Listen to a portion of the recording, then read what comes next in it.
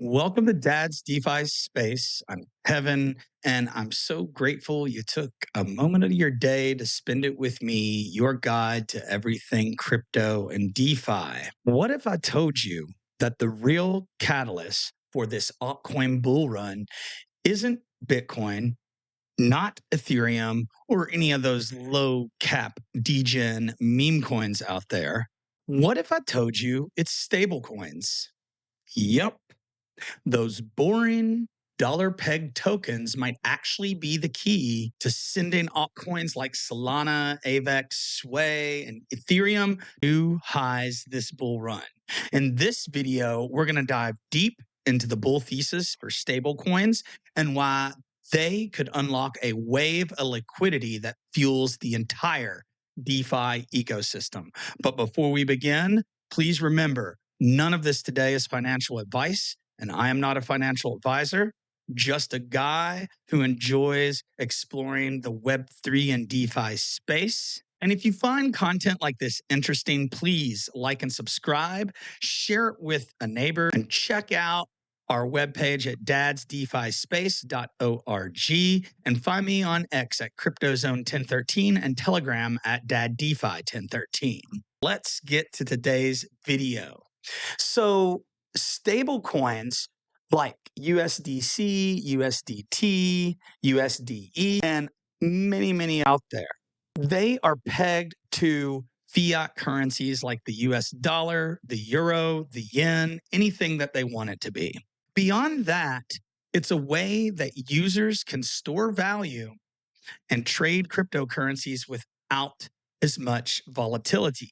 But beyond that, truly, they're a bridge to the crypto and DeFi space. They make it easier for institutions and TradFi investors to get on chain. They allow retail users to take their volatile cryptocurrencies and put it into something more stable when they feel like the market is going to be in a downtrend. And stables are already used within our payment system.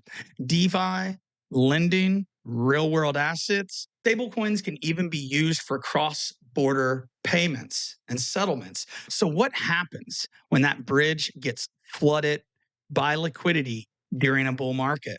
That is what we're about to explore. Before we begin, please check out our links below. And if you want to learn more and build your knowledge of the crypto DeFi space, check out Crypto Labs Research Underdog Investment Group, where I learned most of my knowledge, and tell them Dad's DeFi Space sent you $50 USDT for each of us. Now, let's get into today's video. So let's be real.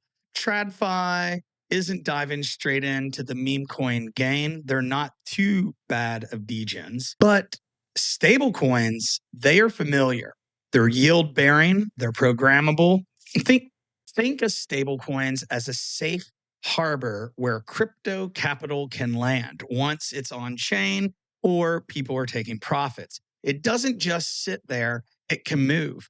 It can go into lending protocols, LP, sell into altcoins, and much in the crypto and DeFi space.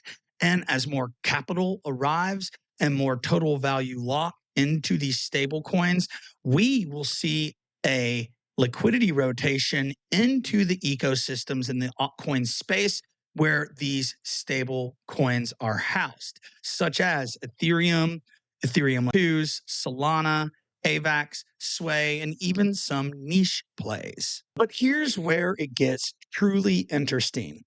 Lending protocols such as Aave, some of the Sway native apps you've seen on the channel like SuLend and Navi, and protocols on Solana such as Camino.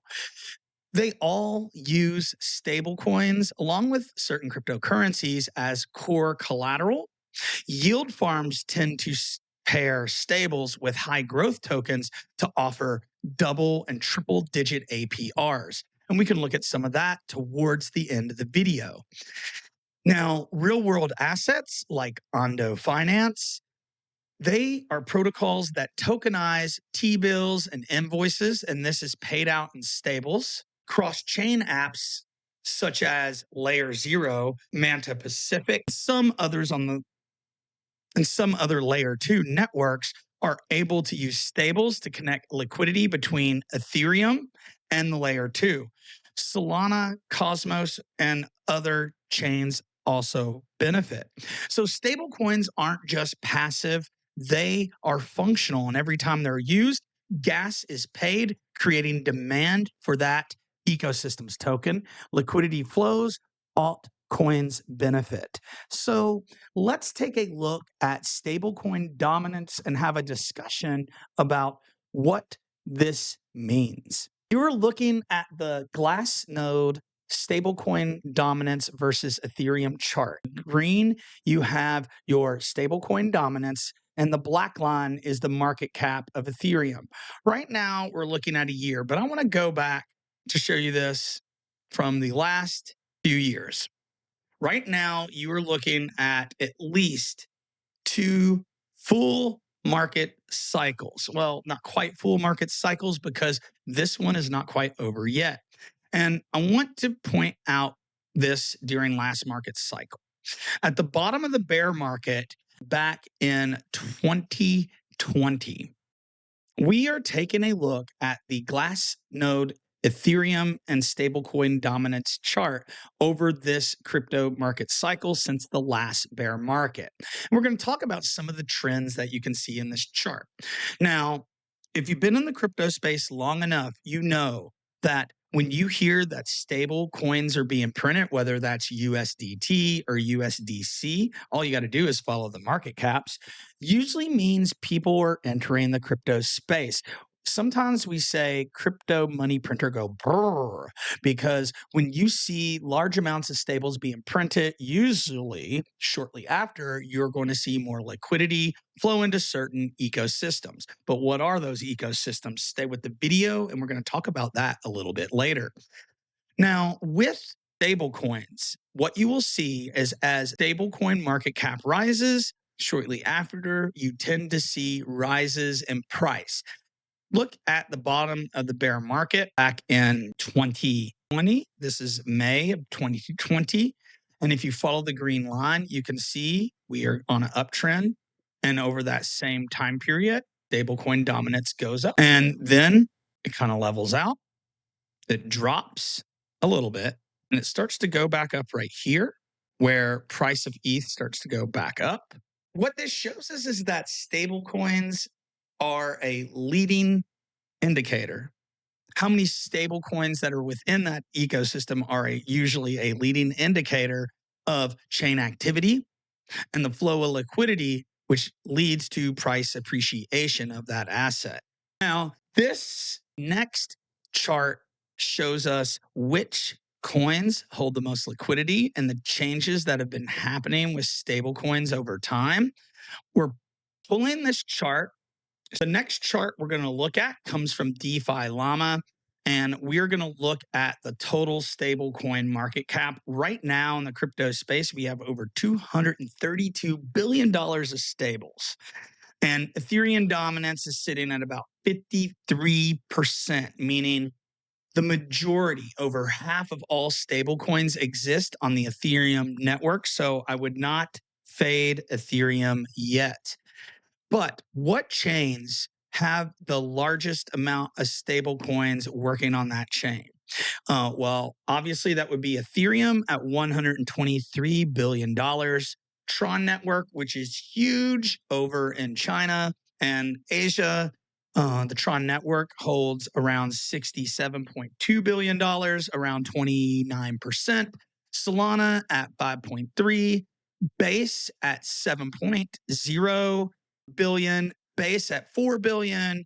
Then you have many other chains after that: Arbitrum, Polygon, Hyperliquid, Aptos, Sway. And if we take a look here, we can look on DeFiLlama and look at which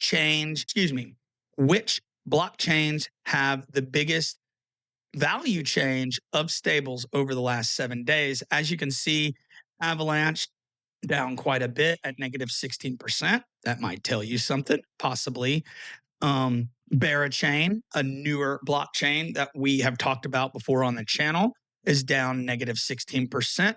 But we have other chains recently that may be on the uptrend. Ton Network, that we have not talked about in a long time, the chain associated with the Telegram network. And you see a rise in Sonic, which is the reinvention of the Phantom blockchain of last cycle.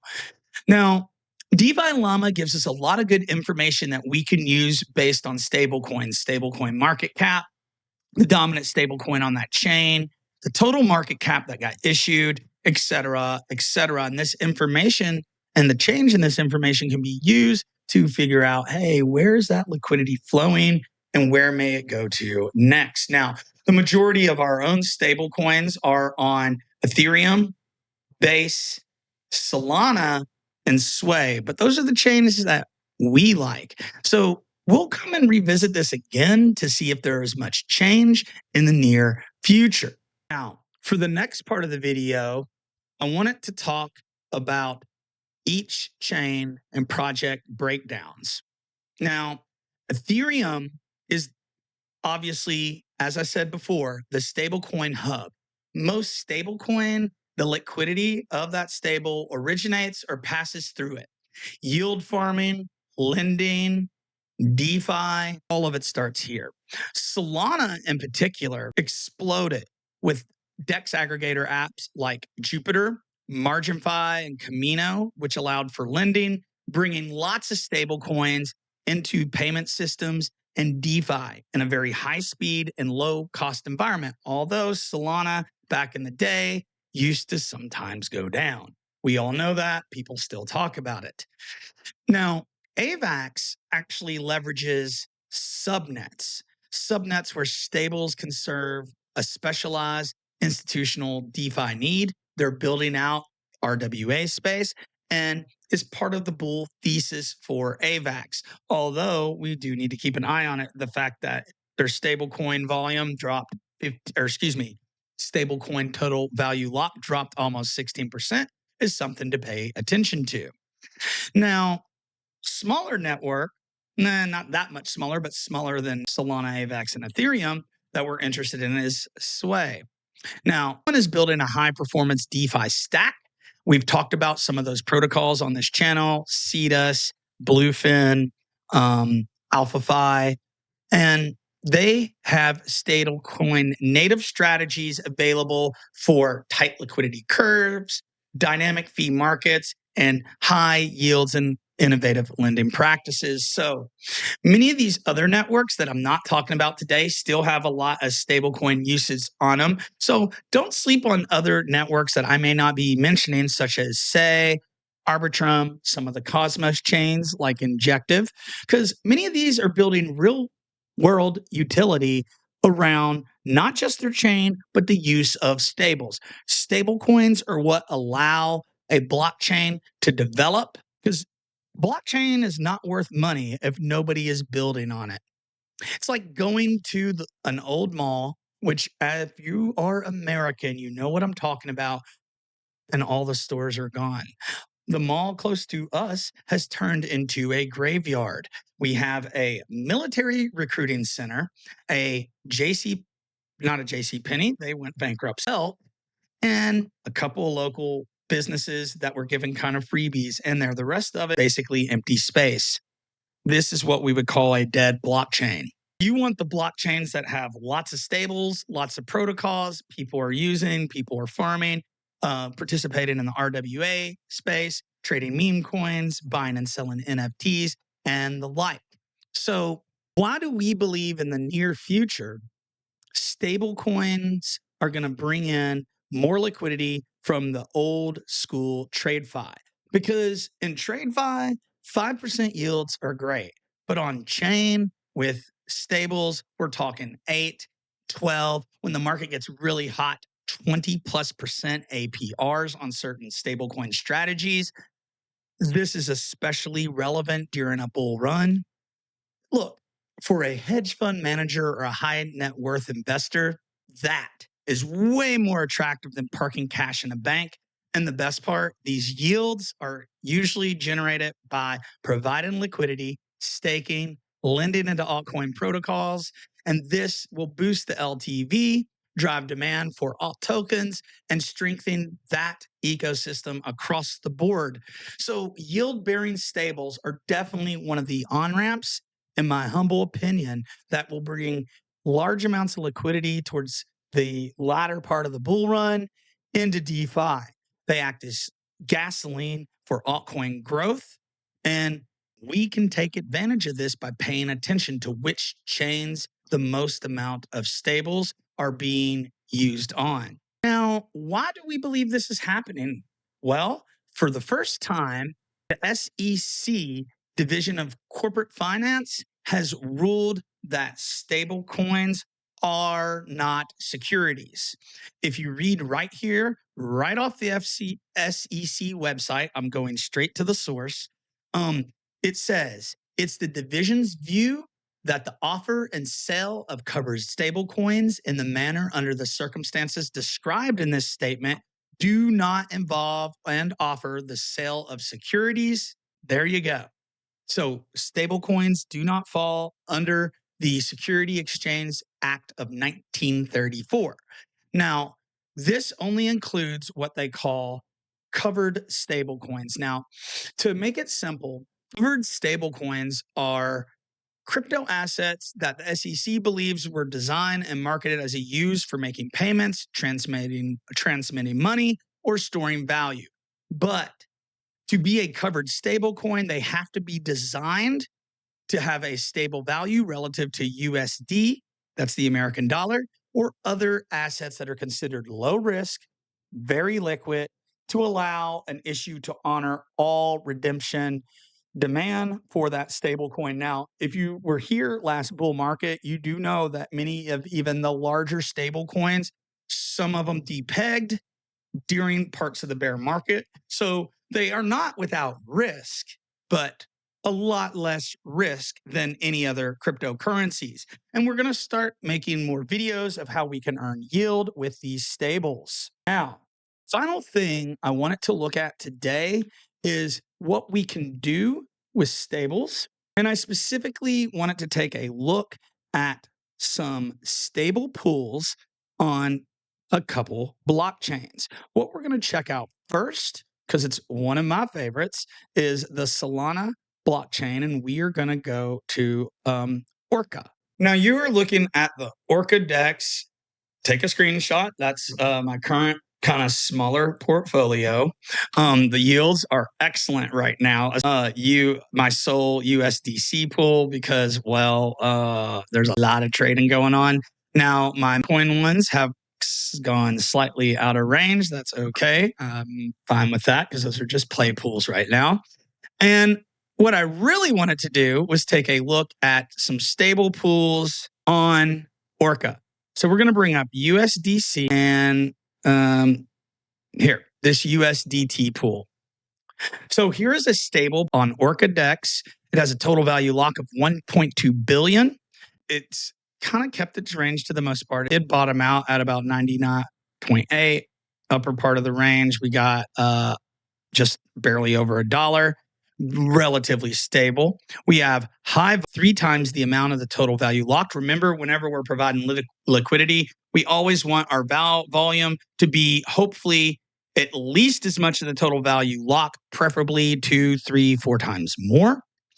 And if you were to do a smaller range liquidity pool, sitting kind of within the range, you could earn approximately a 3% yield wide range, and you could earn a 10 to 14% yield on a more riskier narrow range, as you can see on the chart.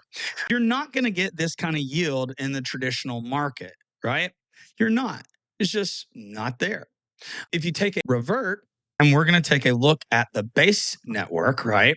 We are going to take a look at USDC and a USDT stable pool over here and see what we can find. We want to make sure we pick one that has a decent amount of volume, which is this one right here. The other ones don't look like they're doing too hot, right? We're going to just use their price range.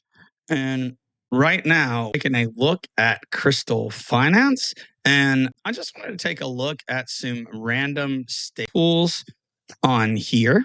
We're going to go to the hot pool section where they kind of show what's hot right now. And we're on the Ethereum network. Now, I do not do a lot of yield or liquidity provided on Ethereum because the fees can be very high. You need to be working with a lot more capital. But you can see this DAI USDT pool, 30%. Now that's incentivized, it looks like, and automation supported on that one. A PayPal USDC pool, 10%, USDC, USDT. And this one's probably has a large amount of total value locked. Let's check.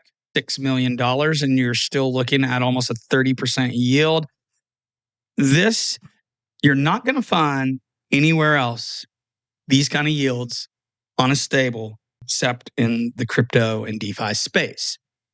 So I hope that today's video left you with a little bit more knowledge. And here is the bottom line. Stablecoins are not just a way to hold dollars. You can do that, but they also are the fuel that are DeFi ecosystems and the bridge from traditional finance into the crypto space. The ignition switch for the next leg of the bull run could be stablecoin usage. And if we pay attention to the blockchains that are getting the largest amount of stables printed on them and used on them, we might be able to catch some of that price appreciation. So if you believe in the future of Ethereum, Solana, AVAX, Sway, or any other altcoins with stables on them, you should be paying attention to what's happening with the boring old stablecoins right now. So smash that like button and subscribe if you want more breakdowns like this. Drop a comment with your favorite ecosystem below. I always, in my comments, check out dadsdefispace.org, Crypto Labs UIG Investment Group, and find me on X at CryptoZone1013 and Telegram DadsDeFi1013. And until next time, ladies and gentlemen, peace.